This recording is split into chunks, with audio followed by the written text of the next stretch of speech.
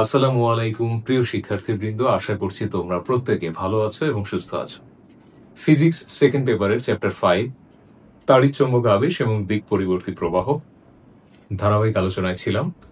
আজকে 4 নম্বর পর্বে তোমাদের সবাইকে স্বাগতম। এর আগে 3 নম্বর পর্ব পর্যন্ত আমরা ডিসকাশন করেছিলাম স্বকীয় আবেশ নিয়ে এবং রিলেভেন্ট ম্যাথস সলভ করেছিলাম। যারা প্রথম 3টি ক্লাস করনি তারা ইউটিউব চ্যানেল এবং ফেসবুক পেজ থেকে অবশ্যই ওই 3টি ক্লাস আগে করে নিবে। আজকে 4 নম্বর ক্লাসে আগে আমরা প্রথমে যেটা দিয়ে শুরু করছি সেটা হলো আবেশহীন কুণ্ডলী। দেখো, আবেশহীন কুণ্ডলীর কনসেপ্টটা কেন এসেছে এটা আগে তোমাকে বুঝতে হবে।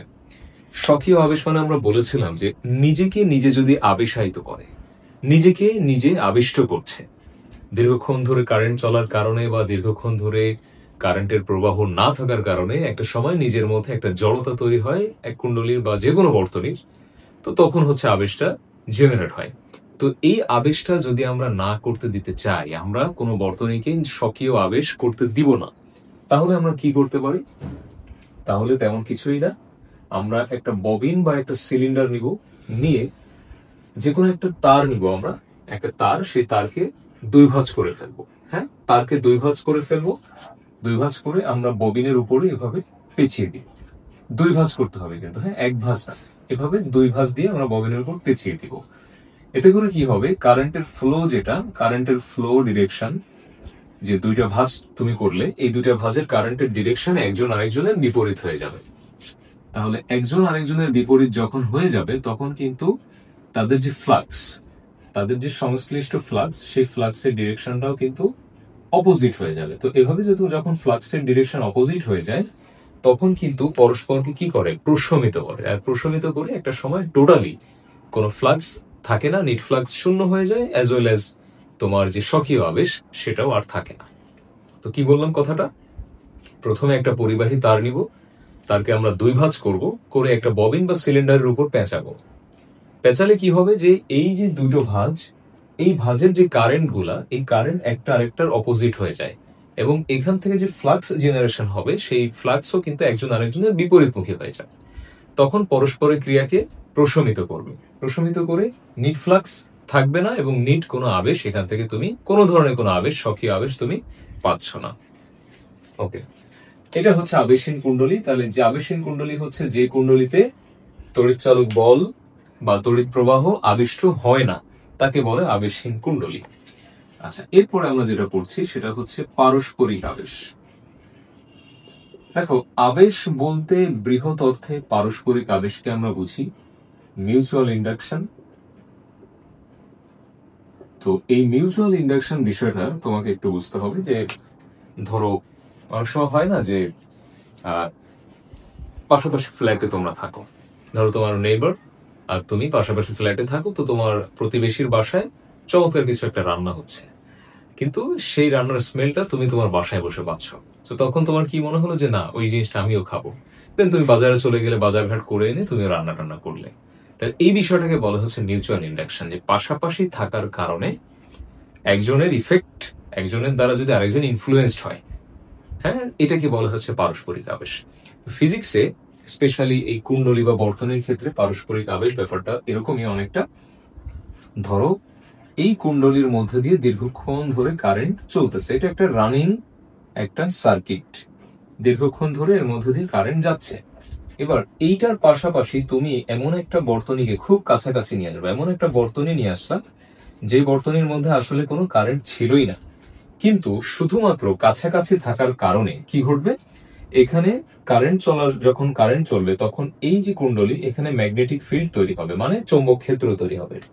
চৌম্বক ক্ষেত্র তৈরি হলে স্বাভাবিকভাবে সেখান থেকে চৌম্বক ফ্লাক্স জেনারেশন হবে, এবং চৌম্বক ফ্লাক্স জেনারেশন হইলে টাইমের সাথে সাথে সেই ফ্লাক্সের পরিবর্তনও হবে, এবং ফ্লাক্সের পরিবর্তন হলে ফ্যারাডের সেকেন্ড ল অনুযায়ী তড়িৎচালক শক্তি আবিষ্ট হবে। সেই তড়িৎচালক শক্তি যখন আবিষ্ট হবে, তখন এই যে পাশে যে ছিল তার উপরে কিন্তু কারেন্ট জেনারেশন হবে, সেখানে তড়িৎচালক শক্তি আবিষ্ট হবে, এবং সেখান থেকে আবিষ্ট প্রবাহ পাওয়া যাবে, গ্যালভানোমিটারের কাঁটা বিক্ষেপ দেবে। তাহলে এই বর্তনীটাকে আমরা যদি অনেক দূরে রাখতাম, তাহলে কিন্তু এই জিনিসটা ঘটতো না। এটা শুধুমাত্র কেন ঘটেছে, এটা শুধুমাত্র ঘটেছে কাছাকাছি থাকার কারণে। কাছাকাছি এই বর্তনীতে দীর্ঘক্ষণ কারেন্ট চলতেছে, এটাতে কারেন্ট ছিল না, শুধুমাত্র কাছাকাছি থাকার কারণে একটা সময় এখানেও কিন্তু কারেন্টের জেনারেশন চলে আসবে, এটাই হচ্ছে ফ্যাক্ট। সো এই যে ব্যাপারটা, এই ব্যাপারটাকে বলে হচ্ছে পারস্পরিক আবেশ, যে পাশাপাশি থাকার কারণে তোমার দীর্ঘক্ষণ কারেন্ট চলেছে, এই কারেন্টটা ইনডিউসড কারেন্ট তৈরি করবে এই বর্তনীতে, বদ্ধ বর্তনীতে। তো এটাকে আমরা বলবো হচ্ছে মুখ্য কুণ্ডলী, আর এটাকে আমরা বলবো গৌণ কুণ্ডলী। মুখ্য কুণ্ডলী, গৌণ কুণ্ডলী, এবং অনেকটা ট্রান্সফরমারের একটা শুরু বলতে পারো। ট্রান্সফরমার এই চ্যাপ্টারে দুটো ডিভাইস বেসিকলি পড়ানো হবে, জেনারেটর বা ডায়নামো এবং আরেকটা হচ্ছে ট্রান্সফরমার। তো ট্রান্সফরমার তুমি জানো এরকম মুখ্য কুণ্ডলী, গৌণ কুণ্ডলী এই ব্যাপারটা থাকে। তো তাহলে মুখ্য কুণ্ডলীতে বেসিকলি তড়িৎ প্রবাহ হয়, আর তার কাছাকাছি থাকার কারণে গৌণ কুণ্ডলীতেও ইনডিউস ইলেকট্রোমোটিভ ফোর্স এবং ইনডিউস কারেন্ট চলে আসে। এই ব্যাপারটাকে বলে হচ্ছে পারস্পরিক আবেশ। এটার ইকুয়েশনটা হচ্ছে আগের মতোই, যে ফ্লাক্সটা জেনারেশন হবে সেই ফ্লাক্স হচ্ছে আবিষ্ট তড়িৎ প্রবাহের সমানুপাতিক। দেন এখান থেকে আসতেছে phi equals to M I, এখানে এম মানে হচ্ছে পারস্পরিক আবেশ গুণাঙ্ক, পারস্পরিক আবেশ গুণাঙ্ক এম এর মানে, আর এল মানে ছিল হচ্ছে স্বকীয় আবেশ গুণাঙ্ক, আর এম মানে হলো পারস্পরিক আবেশ গুণাঙ্ক। এবার ফ্যারাডের দ্বিতীয় সূত্র হতে আমরা কি জানতেছি, E equals to minus d phi by dt. তো এখানে ডিডিটি এম আই থাকলো, তাহলে এমটা যেহেতু ধ্রুবক এটাকে আমরা বাইরে রেখে দিই এম ইন্টু ডিআই ডিটি। ঠিক আছে, তো এই সূত্রটা দিয়ে, এখানে পাক সংখ্যা ফ্যাক্ট না, এই জন্য E equals to minus M dI dt, এই সূত্রটা দিয়ে হচ্ছে তুমি পারস্পরিক আবেশ গুণাঙ্কের অঙ্কগুলো সলভ করতে পারবা। চলো এখন আমরা 2-3টা অঙ্ক দেখি। দেখতে পাচ্ছ আমি এখানে তোমাদের জন্য 2টা ম্যাথ লিখেছি। প্রথমটা হচ্ছে কোন মুখ্য কুণ্ডলীতে 1 সেকেন্ডে তড়িৎ প্রবাহ 20 অ্যাম্পিয়ার থেকে 10 অ্যাম্পিয়ারে আসলে 10 ভোল্ট তড়িৎচালক বল আবিষ্ট হয়, এটাকে অনেক সময় তড়িৎচালক শক্তি বলে। তো পারস্পরিক আবেশ গুণাঙ্ক কত? একদম সিম্পল অঙ্ক, E equals to minus M into dI dt. তো এখানে তোমার ই এর ভ্যালু দেওয়া আছে, মাইনাস এম বের করতে হবে। তো তোমার 1 সেকেন্ডে 20 অ্যাম্পিয়ার থেকে 10 অ্যাম্পিয়ার, তাহলে 10 মাইনাস 20 ডিভাইডেড বাই হচ্ছে 1 সেকেন্ড। তো এখান থেকে তুমি কিন্তু এম এর ভ্যালু পেয়ে যাচ্ছ, ক্যালকুলেটর লাগে না, এখানে তুমি এমনি করতে পারো। তো এটা হচ্ছে 1 হেনরি, এটার এককও কিন্তু হেনরি। ওখানে স্বকীয় আবেশ গুণাঙ্কের একক ছিল হেনরি, এখানেও পারস্পরিক আবেশ গুণাঙ্কের একক হচ্ছে হেনরি। নেক্সট এই প্রবলেমে আসো, E equals to minus M into dI dt. এমন ভাবে প্লেস করবো যাতে ফাইনাল রেজাল্টটা নেগেটিভ না আসে। ওকে ওকে, দেখো এখানে বলেছে যে পারস্পরিক আবেশ গুণাঙ্ক 0.5 মাইনাস 0.5, দেন হচ্ছে 0.5 সেকেন্ডে প্রবাহ 0 থেকে বৃদ্ধি পেয়ে 50, তাহলে 0 থেকে বৃদ্ধি পেয়ে 50 হয়েছে, 0 মাইনাস 50 এভাবে আমরা দিতে পারি যাতে আমাদের পরবর্তীতে মাইনাসটা না আসে। তো এখান থেকে আমরা ই কিন্তু পেয়ে যাচ্ছি, কত আসতেছে দেখো, 50 ভোল্ট। ঠিক আছে, তো এভাবে তুমি এমন ভাবে কাজটা করবা যাতে তোমার এই মাইনাস চিহ্নটা না আসে, বা মাইনাস যদি চলেও আসে তুমি লাস্টে বলবা যে ঋণাত্মক চিহ্ন ব্যতীত। তো আমরা স্বকীয় আবেশ এবং পারস্পরিক আবেশ পর্যন্ত দেখে ফেললাম। নেক্সট পর্বে আমরা প্রবাহ নিয়ে কথা বলবো, মানে পুরো চ্যাপ্টারটার নাম হচ্ছে তড়িৎচালক শক্তি ও দিক পরিবর্তী প্রবাহ।